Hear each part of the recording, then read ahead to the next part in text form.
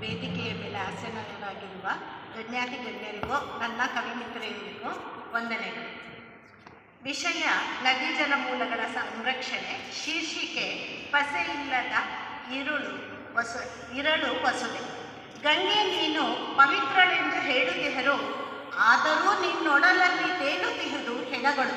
ಜಲವೇ ನಮ್ಮೆಲ್ಲರ ಬದುಕಿನ ಜೀವನಾಧಾರವು, ಮೂಢರು ತಿಳಿಯದೆ ನಿನ್ನನ್ನು ಕಲುಷಿತಗೊಳಿಸುತ್ತಿಹರು. ಜನ್ಮದಾತೆ ಭೂಮಾತೆ ಜೀವ ಪೊರೆಯುತ್ತಿರುವವಳು, ಹಸಿರ ರೂಪದಿ ನೀ ನಮಗೆ ಉಸಿರು ನೀಡುವವಳು. ಪಸೆ ಇಲ್ಲದೆ ಇರಳು ವಸುದೆ ತಂಪಾಗಿಸೋಣ, ನೀರಿಗಾಗಿ ಕಾಂಕ್ರೀಟ್ ನೆಲವನ್ನು ಹಸಿರಾಗಿಸೋಣ. ಅಕ್ಷರಸ್ಥೆ ಅನಕ್ಷರಸ್ಥೆ ತಾಯಿ ತಿಮ್ಮಕ್ಕ ನೆಟ್ಟ ಮರಗಳೆಷ್ಟೋ ಲೆಕ್ಕವಿಲ್ಲ. ಜೀವ ಸಂಕುಲ ಪಡೆಯುವುದು ಆರೋಗ್ಯವನ್ನು ಪಕ್ಕ. ಎಲ್ಲರೂ ಸಂಕಲ್ಪ ಮಾಡೋಣ, ಪ್ರಕೃತಿ ಮಾತೆಯ ರಕ್ಷಿಸೋಣ. ವಾರ್ಷಿಕೋತ್ಸವವನ್ನು ನಿತ್ಯೋತ್ಸವವನ್ನಾಗಿಸೋಣ. ಬನ್ನಿ ಹಸಿರು ನೆಟ್ಟು ಎಲ್ಲರ ಉಸಿರ ಶುದ್ಧವಾಗಿಸೋಣ. ಭೂತಾಯ ಋಣ ತೀರಿಸಲು ಪಣ ತೊಡೋಣ. ವಂದನೆ.